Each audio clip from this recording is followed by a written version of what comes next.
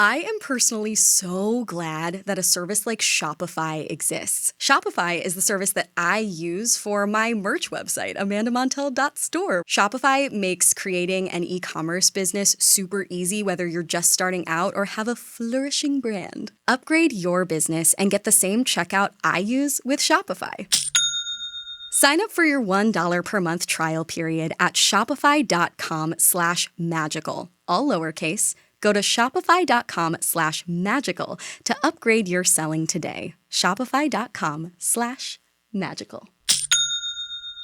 I love that ZocDoc is a sponsor of Magical Overthinkers because this is actually a service I have been using for over 6 years. ZocDoc is a free app and website where you can search and compare high-quality in-network doctors, choose the right one for your needs, and click to instantly book an appointment. We're talking about in-network appointments with more than 100,000 healthcare providers across every specialty, from mental health to dental health, eye care to skincare, and much more. Plus, ZocDoc appointments happen fast, typically within just 24 to 72 hours of booking. You can even score same-day appointments. If you're like me and have anxiety about booking doctor's appointments, ZocDoc could be a great thing to try. So stop putting off those doctor's appointments and go to ZocDoc.com/magical to find and instantly book a top-rated doctor today. That's ZocDoc.com/magical. ZocDoc.com/magical.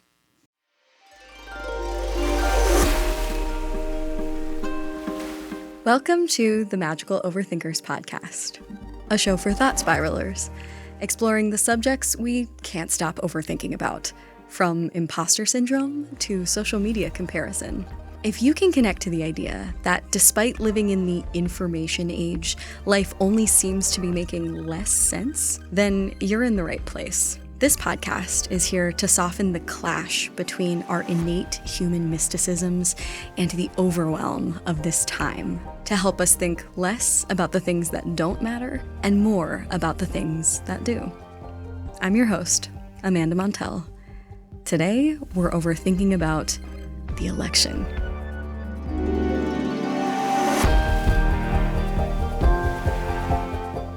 Out of the gate, let me preface by saying that this episode is going to be dedicated 95% to my interview with today's very special guest, Jon Favreau, a former Obama speechwriter, co-founder of Crooked Media, and host of podcasts including Pod Save America and Offline.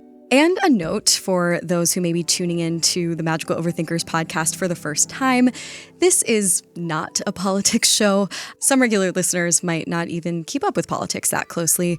Instead, this is a show for overthinkers who tend to spiral about all kinds of pressing life concerns, including, for today's purposes, the election. And so we will be approaching the topic through that overthinker's lens.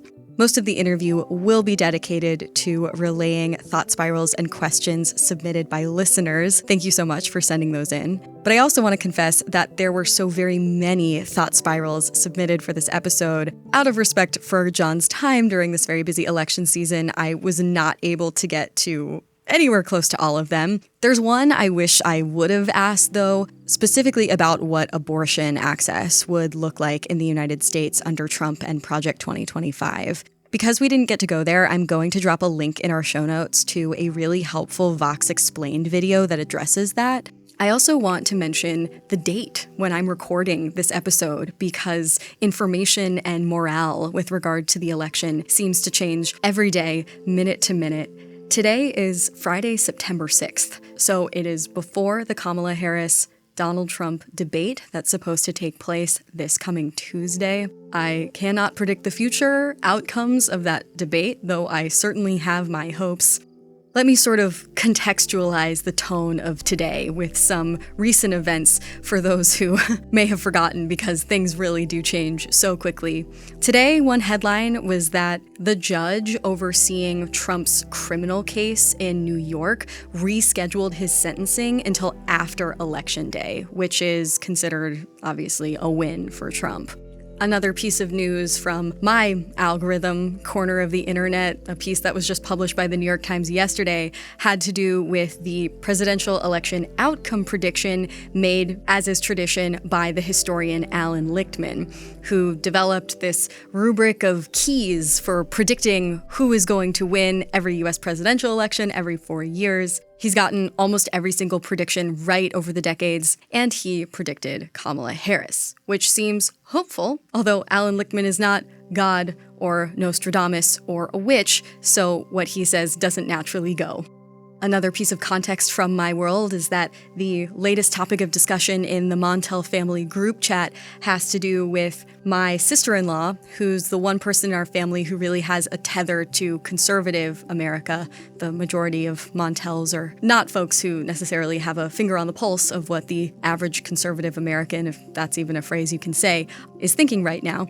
And my sister-in-law was saying that she doesn't know one of her conservative family members who is jazzed to vote for Trump, which doesn't necessarily mean they won't vote for him. It does not mean, by any stretch of the imagination, that Kamala Harris is a shoo-in. These are just a few small glimmers to contextualize today's interview. So without further delay, allow me to introduce the lovely and brilliant Jon Favreau.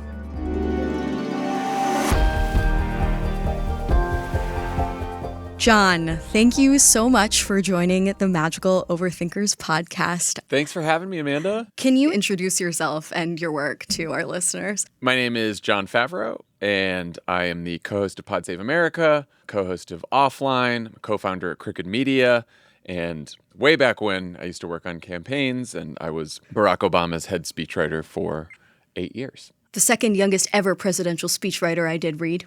That's right. That is right. I was 27 when I walked into the White House. If only I was that age. You know what? I feel like that's a great age to participate in the delulu of a presidential campaign and a presidency in general. You need a lot of hubris in that realm. And energy. Like, I cannot imagine all of my friends who are older and who were older at the time when we were in the campaign in 08 and 12. I don't know how they did it, especially with kids. Brutal.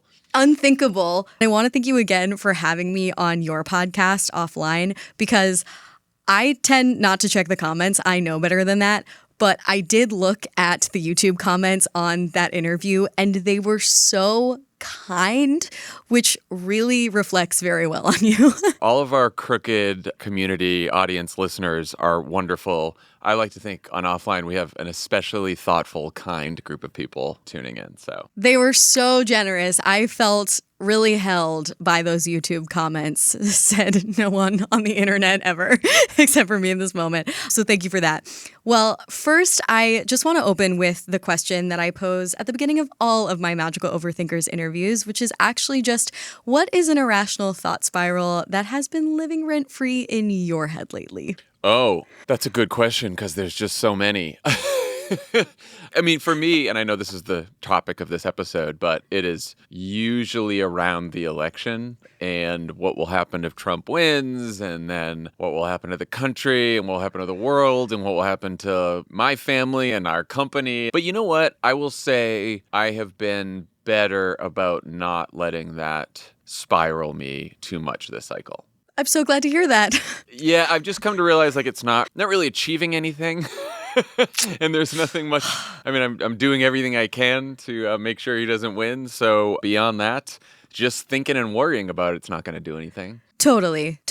I remember there was one day in mid-July of this year when I was in Minnesota. Tim Walz was not even a twinkle in this campaign's eye. I was flying from Minneapolis to Chicago for some book things, and I had a friend who's very active in politics, much more finger on the pulse than I am, text our friend group chat. This was right after the assassination attempt, shortly after the debate. This friend, who is so knowledgeable about campaigns, said to us very soberly, renew your passport, save your money, get your ducks in a row, because shit is getting scary. And I was like, fuck. And I actually did get some ducks in a row. I still am getting ducks in rows. I don't feel the need to articulate what those ducks are, but relatable. It was a major thought spiral. This message is specifically for anyone who's ever thought about starting an e-commerce brand or merch store. When you think about brands that sell through the roof or are just doing amazing in general, you might think about stellar marketing or high-quality product design. but you might not think about the businesses behind the businesses that make those brands flourish. For millions of e-commerce businesses, that business behind the business is Shopify. Nobody does selling better than Shopify. It is the home of the #1 checkout on the planet. Actually, I use Shopify for my merch store, amandamontell.store. I never thought I would ever have a merch store. It just seemed really intimidating and like too much work. But using Shopify made it so easy. It's such a great service on both the behind the scenes end and the consumer end. If you are into growing your business, it's a good idea to have your commerce platform ready to sell wherever your customers are scrolling or strolling, on the web, in your store, in their feed, and everywhere in between. Businesses that sell more sell on Shopify. Upgrade your business and get the same checkout I use. Sign up for your $1 per month trial period at shopify.com/magical, all lowercase. Go to shopify.com/magical to upgrade your selling today. Shopify.com/magical. First, so I want to preface by saying that the vast majority of questions that I'm going to be asking you today were submitted by our listeners, by our magical overthinkers community, of whom I am also greatly fond and think are wildly respectful and engaged and thoughtful. And so I wanted to serve as kind of a mouthpiece today for their anonymously submitted overthinky thoughts, questions, and thought spirals. And I've divided them into a few different categories: general election anxieties, spirals about politics and relationships, voting woes, Trump panic, Canada, it's a small category, and policy concerns / miscellaneous. So my opening thought spiral is it wrong to feel hope? I'm feeling so much hope for the first time in a long time. It's scary. No, now we're scared by the feeling of hope. No, it's right to feel hope. And look, hope is not optimism, right? Optimism is thinking that everything will turn out well, but just sort of sitting back. And hope is believing that we have a role in making things turn out well. And we absolutely do in this election, as we always do. And I think that the upside of a closely divided electorate, one upside is that everything matters. Everything we do matters. Every phone call, every volunteer, every door knock, every donation, all of it has the power to swing an election that sometimes gets decided by a couple thousand votes across a couple states. And so I do think that everyone should feel hope right now. I think that Kamala Harris and Tim Walz have given the Democratic Party a fighting chance that I don't know we had after the last debate. And now we have that chance. The race is still going to be very close. We could still lose, but we are in it. And because it's close, it means that what we do matters. A lot of political folks I know call it the margin of effort, not the margin of error.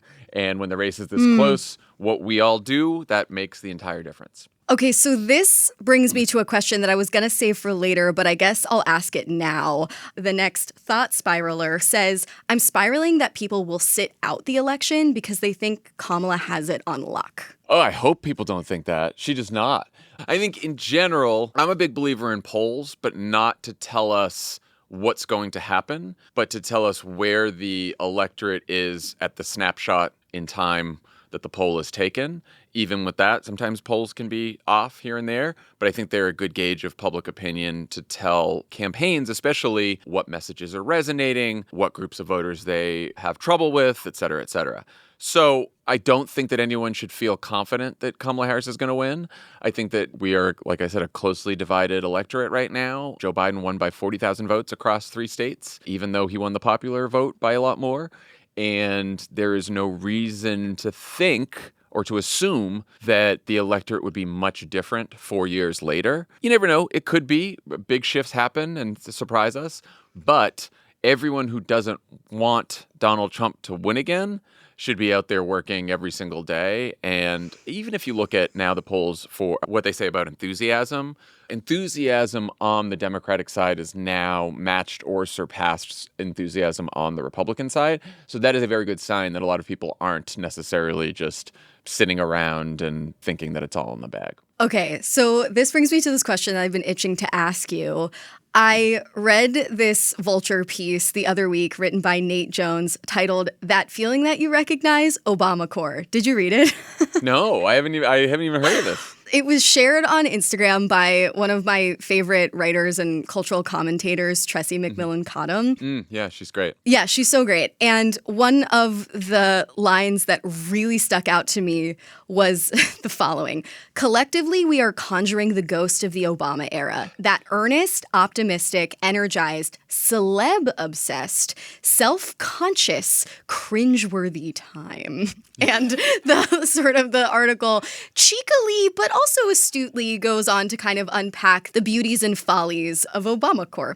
And I am curious for your thoughts on how the celeb-obsessed element of that litany of qualities factors in here, because on one side you have a C-list reality TV star running for this very strange re-election. And then on the other side, you have a candidate who is somehow loosely affiliated with Charlie XCX and Chappell Roan.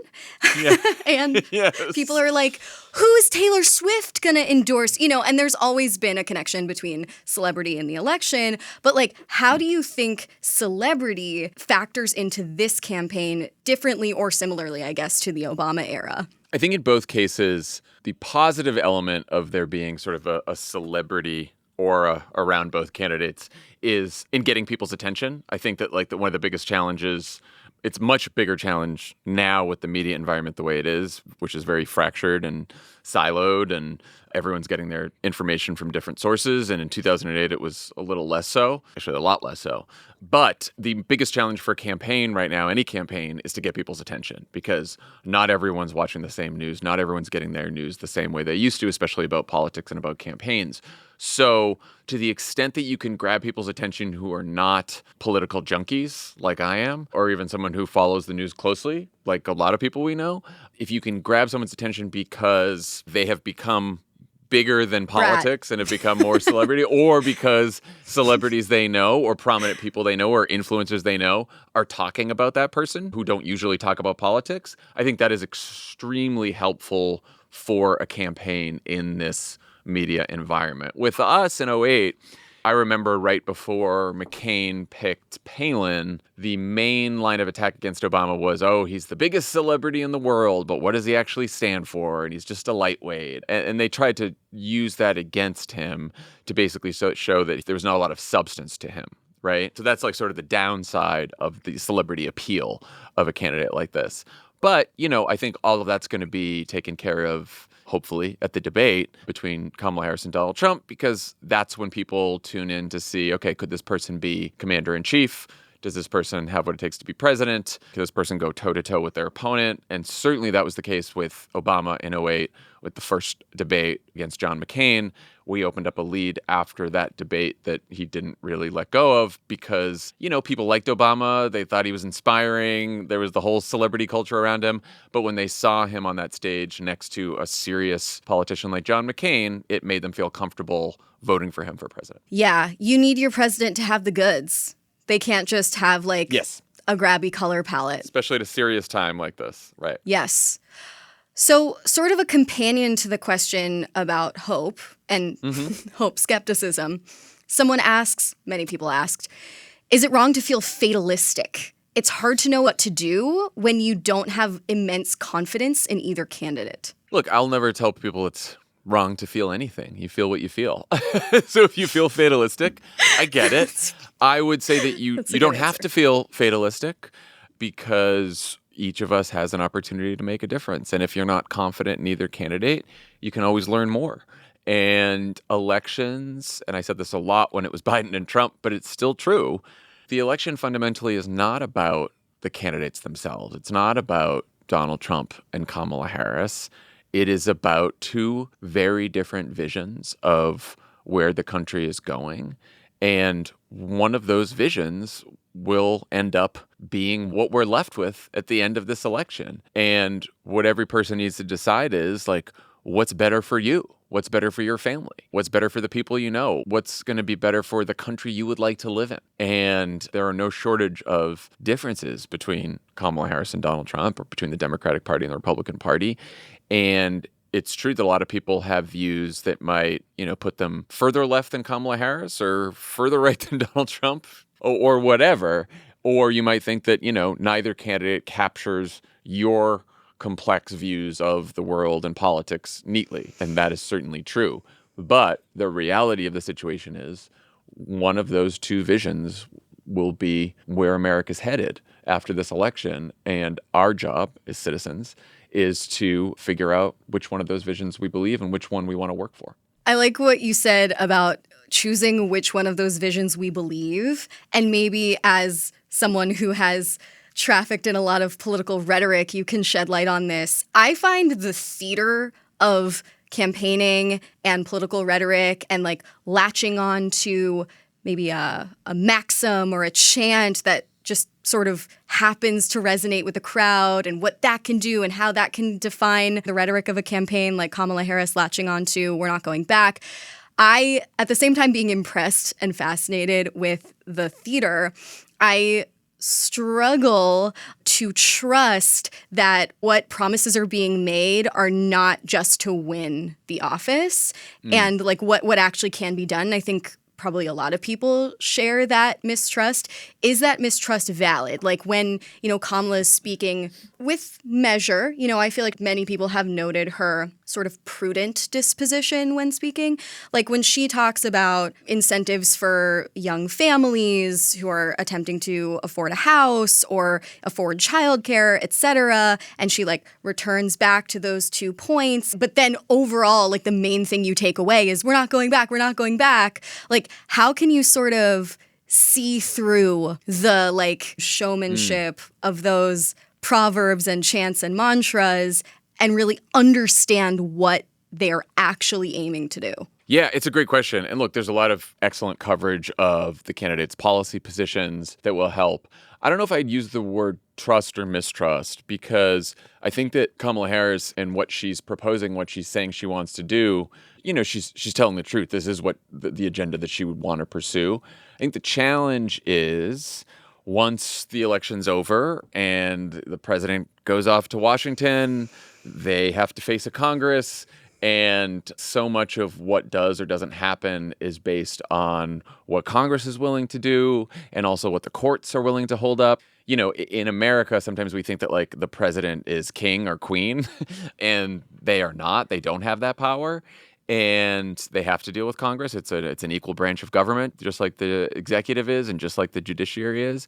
And so, for example, when Kamala Harris says, if you elect me, I will sign legislation that guarantees access to abortion in all 50 states, right? And we will enshrine Roe v. Wade as the law of the land, sort of undo the damage that the Dobbs decision has caused. Well, in order for her to do that, we need a Democratic Senate and a Democratic House. Mm-hmm. And, right now, the House, we have a pretty good chance. Senate's really tough. Jon Tester in Montana, senator from Montana, is down 4 or 5 points to the Republican there. If he loses and every other Democratic senator or Senate candidate wins, we still don't have the Senate, and then Kamala Harris actually can't sign into law a piece of legislation that's going to protect abortion access. Now, she can do a lot via executive action to sort of protect abortion, and obviously it's not going to get worse under her, right? But I do think that people take a lot of politicians, Donald Trump aside, and a lot of Republicans, at their word. But in order for them to achieve what they're promising to achieve, it's going to take more than just voting for them. It's going to take voting for legislative majorities. And the other thing is it's going to take all of us to keep pushing them, right? Like Joe Biden governed in a way that was much more progressive than I think anyone expected. And partly that's because a lot of young people, a lot of organizations, a lot of activists really pushed him in 2019 and 2020 when he became the nominee because he wasn't the first choice of a lot of progressives. And he listened. He brought in Bernie Sanders early to talk to him about policy. And he hired a lot of people from Elizabeth Warren's campaign. And that's what you want in your leaders, right? You don't want someone who's perfectly aligned with you because that's just impossible to get. But you want someone who's going to listen and who's going to respond to public pressure. And so I suppose when you're in an election as sort of high stakes and broad as this one, you're not going to get into the weeds of like holding everybody's hand through what they would need to do as a democracy in order to enact those policy promises. You just have to be like, I will do this because I really, really want to, and hope shit works out. Yeah. And look, the Harris campaign just donated a ton of money to down ballot candidates last week because they know very well that they need a Senate majority, a House majority. They want Democratic governors in these states. And because we're so polarized right now, we have a much more parliamentary system than we might imagine, right? Like either side doesn't get to pass their agenda at this point unless they have not just the presidency, but majorities in Congress and enough judges in different parts of the country to uphold what they do. And so that is the challenge. And especially it's a challenge in a closely divided, polarized country. But that's where we are. Okay, so, oh my God, I have so many questions and thought spirals, but I want to ask a few questions about politics and relationships, because that's really the bread and butter of this podcast. There were a bunch of thought spirals just where people were expressing their grief and woe about how elections, especially like this one, drive us apart more than bring us together. One person in particular says, I'm overthinking about visiting family in Texas in October due to the election. Can you really separate politics from personal relationships in 2024? I think you can. I have quite a few relatives who are pretty Republican. And what I try to do is not argue with them. You have to realize what you can control and what you can't control. And it's sort of about how you show up to these conversations and in these relationships as opposed to hoping that the other person is going to change, right? Just go into it thinking that person's not going to change and maybe there's other stuff for us to talk about. I did Jesse Waters' show on Fox News at the Democratic Convention. It was sort of a last minute thing. I was very tired. I said, why not? And I did it and it went well. It was fine. But the first text I got was from my aunt, who was a big Fox News watcher. And she's like, saw you on Jesse Waters. I think you did a great job. I'm so proud of you. I'm still not voting for Kamala, but give your two boys a hug for me and I'll talk to you later. And you know what I said? I was like, thanks, Aunt Janice. Appreciate it. Uh-huh. Like, oh, God. Yeah. Good talking to you. I'll see you some other time. But I don't need to get into this. It's too much emotional energy. And I'll go use that on a voter who is still undecided somewhere and we'll talk to them. And I don't need to have a fight with my Aunt Janice that's not going anywhere. The wisdom. Thank you for that. Because something that I really learned while researching the age of magical overthinking and cognitive biases at this particular time in history was that, like, you just can't forcibly change another person's mind. Confirmation bias will overtake them. Zero-sum bias will overtake them. If you're a little bit right, then that means that they're more wrong, and we don't like that. You know, the backfire effect will take hold. Science literacy doesn't make people better at discerning real facts. It just makes people better at defending their existing beliefs with science. So while that is disheartening, what is more encouraging is that we tend to be better at changing our own minds. And so I always use all of this polarization as an invitation to be a little bit more skeptical of myself, and that at least creates the illusion of more control and rationality on this earth. So actually, that leads me to want to ask this next thought spiral submitted by a listener, which says, what if the person I'm voting for is actually bad, and I've been wrong all along, and I'm really the one who needs to wake up?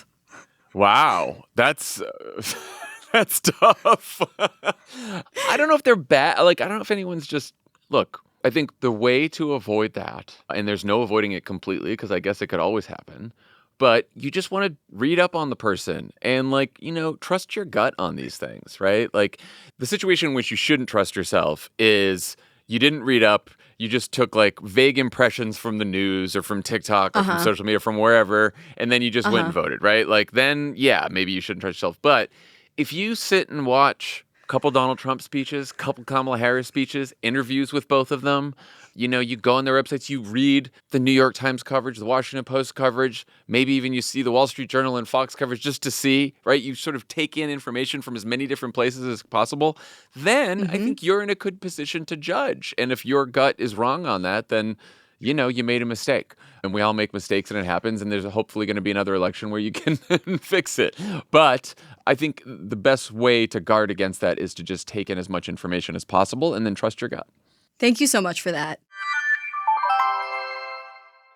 Being an adult definitely has its perks. I partake in eating dessert before dinner sometimes. That's huge. But you know what's not so fun about being an adult? Having to book your own doctor's appointments. That is where ZocDoc comes in. ZocDoc is a free app and website where you can search and compare high-quality, in-network doctors, choose the right one for your needs, and click to instantly book an appointment. We're talking about in-network appointments with more than 100,000 healthcare providers across every specialty, from mental health to dental health, eye care to skincare, and much more. Plus, ZocDoc appointments happen fast, typically within just 24 to 72 hours of booking. You can even score same-day appointments. I have like a sort of irrational fear of doctors, actually. I have since I was a kid, and I do not like having to pick up the phone and book an appointment that way, which is why I have actually been using ZocDoc for years. I discovered it back in 2018 when I had a terrible throat infection and needed to see a doctor ASAP, and ZocDoc was totally there for me. I have used ZocDoc for years, and you totally should try it too. So stop putting off those doctor's appointments and go to ZocDoc.com/magical to find and instantly book a top-rated doctor today. That's ZocDoc.com/magical. ZocDoc.com/magical.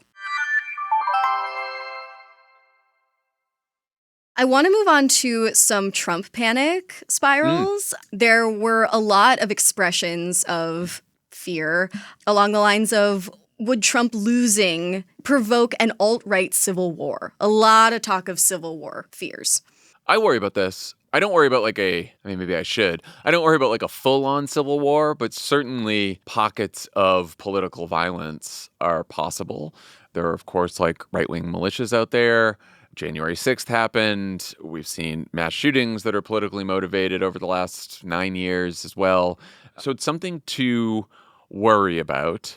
I do think that, signs of optimism are, post January 6th, a lot of these networks have sort of gone underground or just sort of like disintegrated altogether because of what the federal government did in arresting a lot of the January 6th rioters and people who broke the law. And that has sort of scared off a lot of others. I do think that the people who talk about violence or, prone to violence, they tend to be louder. They tend to make themselves heard more than most people. I think most people in the country don't want violence. They don't want a political atmosphere like the one we have now, let alone one that's even worse. And so I think you got to remember that in a country of 330 million people, the vast majority just want basically the same things. They want to live a life in relative peace and prosperity with their neighbors and their community and their family.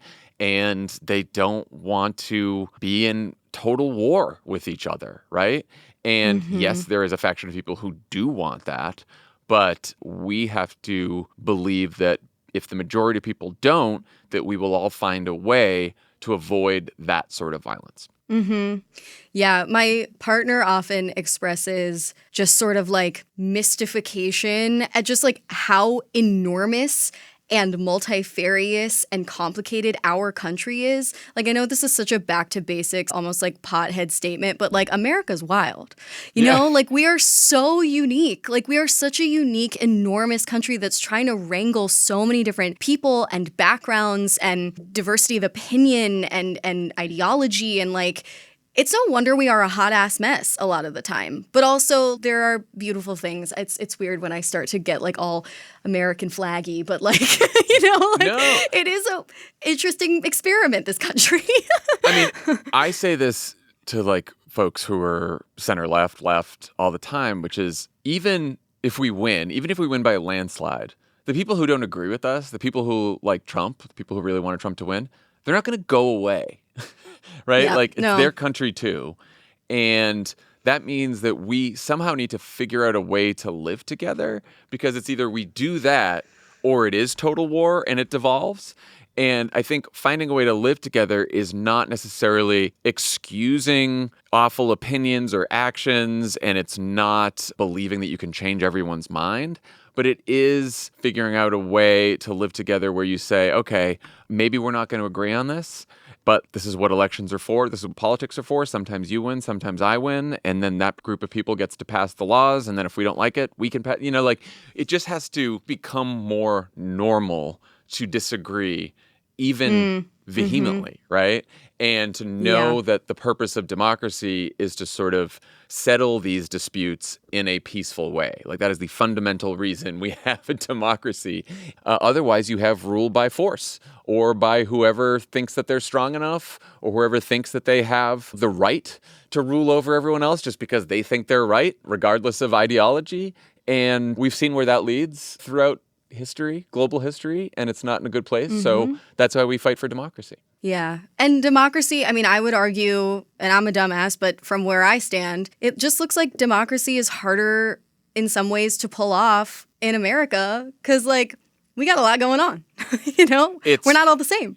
There has been no country as big as ours, as racially and ethnically diverse as ours, who has also tried to sustain democracy for as long as who's been as successful as sustaining democracy. Our expectations for the United States are really high, like as they should be, raise those expectations.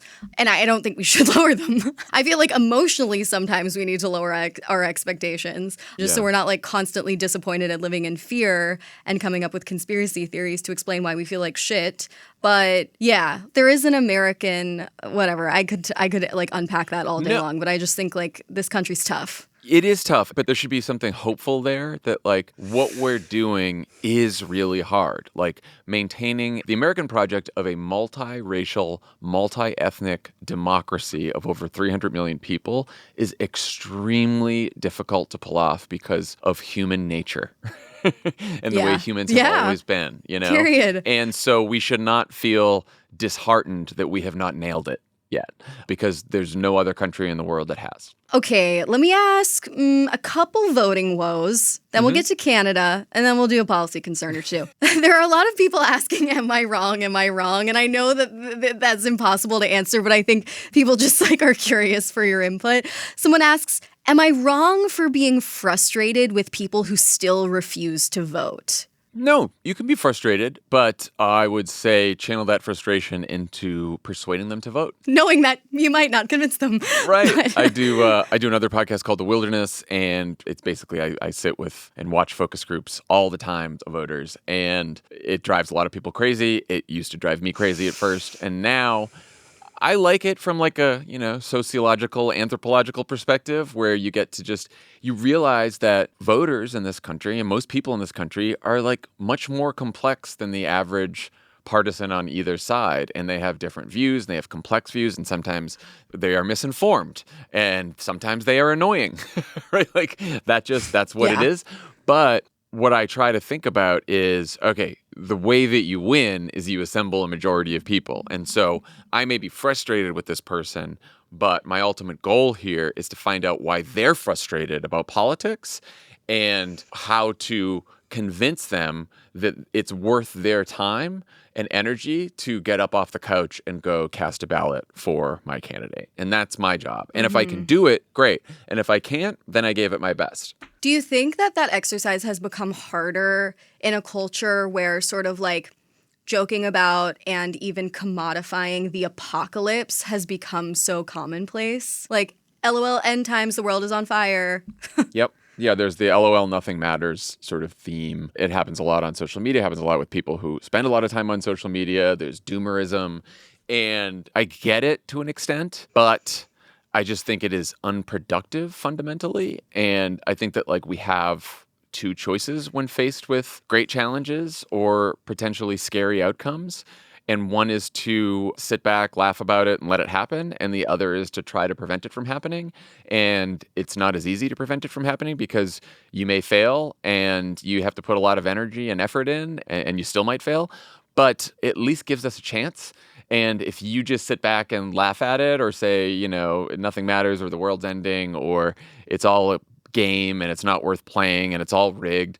If you do that, like you might feel good momentarily and you might get some plaudits from other people who are equally cynical, but you're not helping solve the problem. And so if that outcome comes to pass, you were partly responsible because you didn't do anything about it. Yeah. Wow. Okay. Speaking of only having two options, many listeners expressed disdain and bewilderment in the face of the two-party system. And I have to wonder if the two-party system in the United States is causing more binary thinking and polarization in politics in general. And some folks are curious for your thoughts on like what would have to change to allow for more nuance in our voting options. Yeah, I mean, look, I think if our government was a multi-party system like you see in a lot of European countries, it would fix not all our problems, but a lot of problems. I think that we do have other parties right now. The Green Party is going to be on the ballot. The Libertarian Party is going to be on the ballot. There are other minor parties that are on the ballot. None of them have really taken off because most people decide that they fit into one of the two major parties. I mean, this really is something that's in our hands, right? And there are, of course, all these rules state by state and nationally that sort of crowd out some of these other parties just, in practice. But there's nothing stopping a large group of people who really wanted to start a third party that would really give Democrats and Republicans a run for their money from that happening. Like, it can happen. I mean, it would have to be a party that has common values, principles, policy positions. Right now, the idea of a third party is you could ask 20 people and they'd all have a different idea of what the party should stand for. And so, the reason that we have parties is because they are places for like-minded people to get together and sort of put forward an agenda and a vision. And so to have a third party that's successful, you'd need to get a critical mass of people who had a coherent vision of politics that is not represented by the two major parties. Yeah, I think this must have to do with that same topic we were discussing about America being hard to wrangle. Yeah. A two-party system kind of clears the deck a little bit. I mean, the Republican Party continues down the road it's going. It becomes extremely MAGA and extremely sort of, radical. And now you've got a coalition. I mean, like right now, we have AOC, Bernie Sanders, Joe Manchin, and Dick Cheney voting for Kamala Harris. That is a big, broad coalition. And if the Republican Party keeps getting narrower in its appeal, and then the Democratic Party just keeps getting broader and broader and broader and has to fit this like giant coalition, you could imagine another party popping up because it's sort of hard to have Dick Cheney and AOC in the same coalition. Yeah, 100%. Okay, I have to ask a sort of compound question. So many thought spirals had to do with Canada, approaching Canada from a few different angles. I'm going to combine two of them. Sure. Someone says, as a Canadian, we are unfortunately very influenced by American politics, and yet what can I do? At the same time, all these people are like, do we need our family to move to Canada? So I think there's like tension between the US and Canada. It's like it's a safe haven from the US, but also can be victimized by whatever the US decides to do. What's the deal with all of this discourse surrounding like fleeing to Canada? This might sound dreary at first, a little dark at first, but bear with me. I have come to think that in this political environment, not just in the United States, but globally, where authoritarian movements are on the rise, and I think part of that is because in a globalized world where especially information and communication is shared and connected with everyone in the world, these kind of movements spread much easier. I don't think anywhere is safe. If you are trying to escape politics and sort of the rise and trying to like get away from these sort of proto-fascist authoritarian movements. And I think, you're seeing sort of not even politics. New Zealand? I mean, maybe New Zealand. But then you're just sort of on an island and like I used to think like, oh, well, I love like Scandinavia is amazing, but it's like, do I want to be that close to Russia at this point with like Vladimir Putin thinking he's going to march through Europe? That's what right? I've been thinking. You've got dictators on every continent now. Like, and the reason I say all this is because I think that at some point we cannot just escape this. We have to actually fight it, and we have to sort of sap the appeal of authoritarians and their movements and actually fight peacefully for democracy and the values of democracy. And the more we turn away, avoid, run away, we're just going to give these authoritarian space to continue expanding their reach. And so I think it's really important to stick around and fight peacefully. At the Yes, ballot I'm box. so glad you said that. And that is ultimately a hopeful message because it's like in a teeny tiny molecular, like super string size way, we each have the capacity to fight authoritarianism a little bit. We do. We do. If we stick around. Okay. 2 more questions. These are kind of policy-ish questions, and then I will round us out. So this podcast's listenership is largely young, progressive, female, if that's relevant. So I want to ask a couple of questions that stem from that vibe.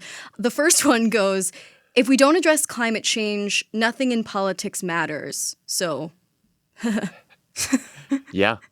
No, I agree. I mean, look, Joe Biden and Kamala Harris passed the single largest federal investment in renewable energy and combating climate change in history of the United States. It is not a battle that any one country can win alone. You have developing countries like China and India that are now doing more polluting of carbon in the atmosphere than the United States did. Like getting all these countries together to all join hands in fighting the climate crisis. We were talking about how difficult things are in the United States to get everyone together because we have 300 million people. Now imagine doing it globally. You know, I was at the White House a few times when we'd have our climate conferences and Obama and some of these other world leaders would try to, all agree on emissions targets and stuff like that. It's really hard. It's incredibly important. I think that under Biden, we probably have made more progress than under any other president because of the Inflation Reduction Act. And what that's done is it's now made it more profitable for most companies to start transitioning to clean renewable energy. And what's really tough is the dirty sources of energy that we have, oil and gas.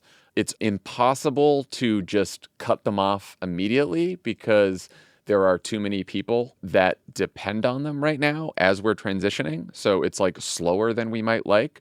But, if we elect Kamala Harris, we will continue moving in that direction. And what we want is to get to a point where we have good climate diplomacy with other countries. We're getting other countries to agree to and abide by these emissions targets as well as our own country. And that we are giving at least some time and space for the scientists to develop ever more productive ways of getting carbon out of the atmosphere because we don't have that much time. I just want to take a moment of silence for how disgusting the term fracking is. I stop listening every time someone says it. Yeah, it's a hard sell, fracking. Gross. Like, who's just like, I love fracking. It sounds like a form of assault. And I guess it is. But a quick Google search just informed me that it's short for fracturing. Fracturing, there you go. Why can't we just say that? I know. Ugh. Okay, so several thought spirals were in the spirit of the following. Please, I just want healthcare and to stop bombing children, please, Kamala. And many thought spiralers expressed bafflement and grief surrounding candidates' equivocation with respect to the ongoing, obviously unspeakable violence in the Middle East. Yeah. My understanding of Trump's foreign policy approach, and correct me if I'm wrong, is just like, if it doesn't directly affect Trump, he doesn't care to be involved. And frankly, none of my listeners specifically asked about Trump with respect to Gaza or the Middle East. I think the most appropriate question for you on this subject is, can you explain Harris's rhetoric with respect to this issue as she's campaigning? Rhetoric which so many of my listeners, at least, find to be exasperatingly uninformative and unpromising. So she's the vice president of the United States. Joe Biden is still the president. She is part of the administration now. And so it's a very tricky situation for her because she can't really offer a complete new policy while she's still in the administration.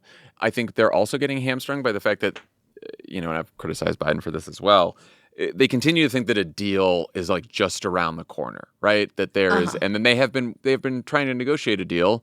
The United States, Israel, Hamas, many other countries in the Middle East, in Europe, they've all been trying to negotiate this deal where they would exchange hostages for a permanent ceasefire, right? They have not been able to get a deal. part of the reason they haven't been able to get a deal is they don't know if Hamas would actually accept a deal. And then part of it is Bibi Netanyahu cares only about his own political future. You have hostage families, Israelis, criticizing Netanyahu for not going for a deal. He has a lot of power. There's only so much you can do to pressure him. We could end all of our weapons transfers tomorrow. He would probably continue to prosecute the war, though it wouldn't be as easy for him to do so without weapons from the United States. And so you do want to help Israel defend itself. You don't want to help Israel continually fucking bomb civilians and kill children and prosecute a war in a way that is not consistent with international law standards, making sure that civilian casualties are limited, and they're not doing that. So it is an incredibly tough situation. I don't think what she says on the trail right now has much of an impact on what happens in the war. I think what happens in November will have a big impact.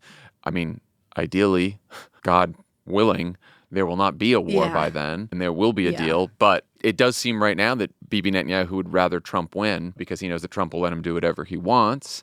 And if he wants Trump to win, then his incentives are to not get a deal right now because he knows a deal would help Biden and that would help Kamala. And he doesn't want Kamala to win because he thinks Kamala would be much tougher on him, certainly than Trump, but maybe even than Biden.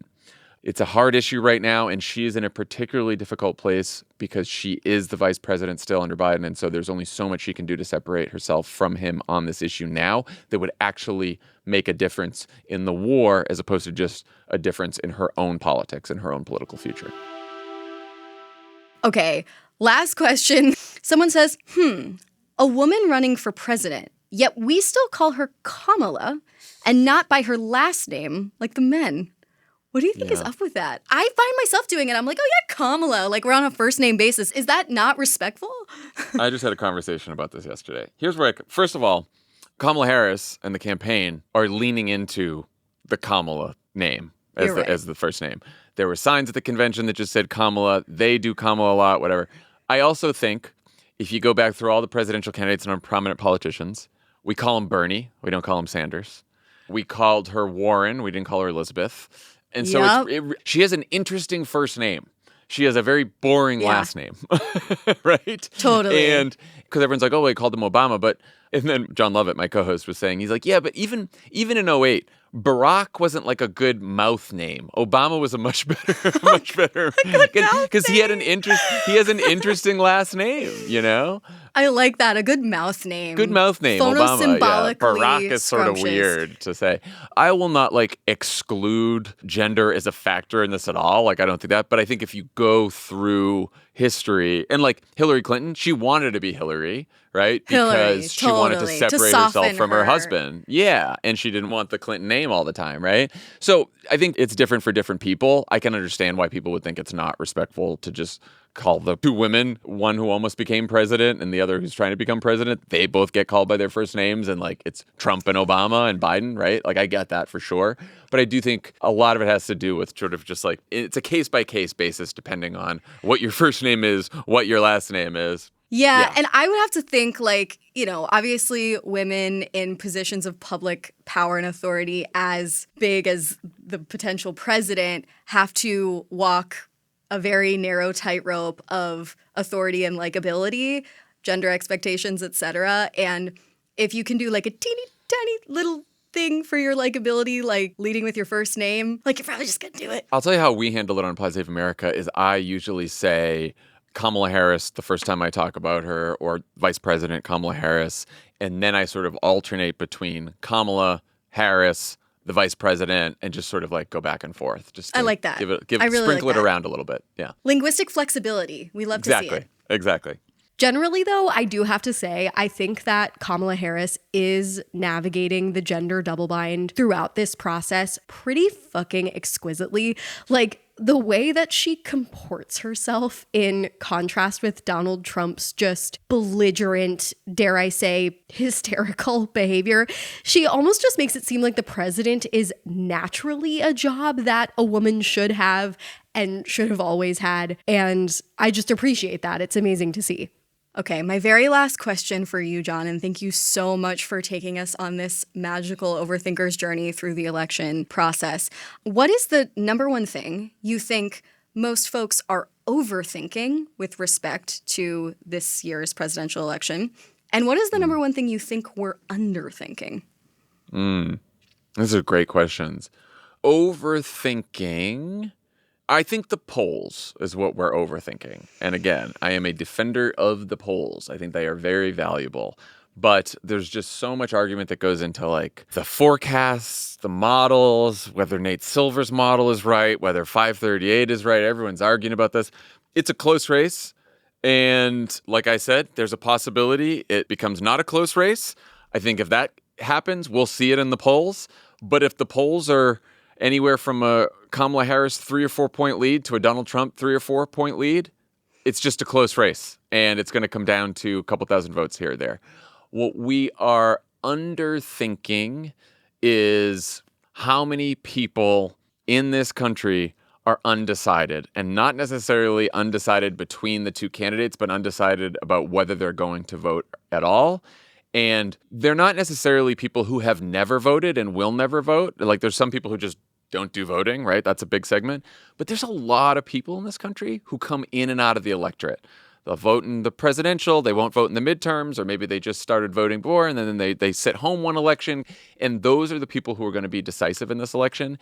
And we are very familiar with people, because of social media, people who think just like us and people who think just like Donald Trump and his biggest fans, right? We are not as familiar with all the people in the middle who have sort of just complex, sometimes frustrating views. But those are the people who are going to decide the election. And those people are much more open to persuasion and a good conversation about politics and about the stakes than you might think. Ooh, I love that. Yeah, open to a good conversation.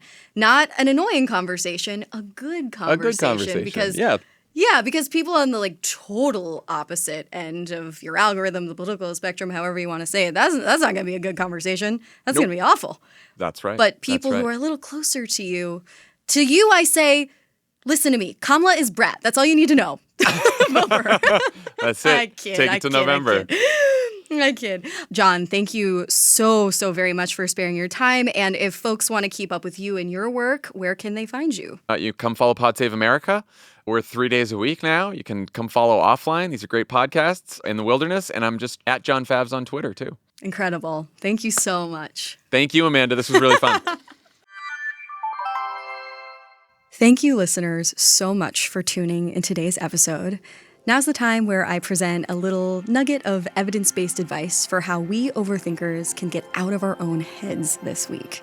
This one is a sort of companion nugget to something I shared a few episodes ago on this podcast about setting aside special worrying time to devote to your thought spirals and your irrational panic topics so that those thoughts don't take over your entire day. And that is a piece of advice that's supported by cognitive behavioral therapy. This one is similar, and it has to do with setting aside times outside of your worry time to engage in rituals that help you feel fully present. According to a 2020 New York Times piece by Jenny Tates titled How to Worry More Mindfully, once you start adopting these worrying appointments, you might actually at some point start to feel bored by your own concerns, which some sources in this piece reported to be a very welcome change. But it doesn't solve everything. The companion to that is to be more mindful about your periods of mental rest. The article says, quote, "To improve your ability to be in the moment, schedule rituals like leaving your phone at home and taking a daily walk, or savoring your breakfast without jumping from news headlines to work emails. Even if your worry habit tries to interrupt you, what if I miss something important? Mindfulness correlates with improving how you manage whatever life throws your way." This piece referenced a study that was conducted by two psychologists named Dr. Joanna Arch and Dr. Michelle Krask, who were at UCLA, where they divided study participants into two groups. One group listened to a breathing exercise recording, and the other group listened to a recording that was more anxiety-provoking. And after these two listening sessions, the groups were presented with unpleasant images. In response to these images, those who had spent their listening session worrying dealt with them worse than those who had spent their listening session breathing. As human beings, we are creatures of habit. So when we practice worrying, we get better at worrying. And when we practice presence and mindfulness, we naturally get better at the habit of presence and mindfulness. These things do not happen naturally. And with that, thank you again so much for listening. And until the next thought spiral, remember, think it over. Just don't overthink it.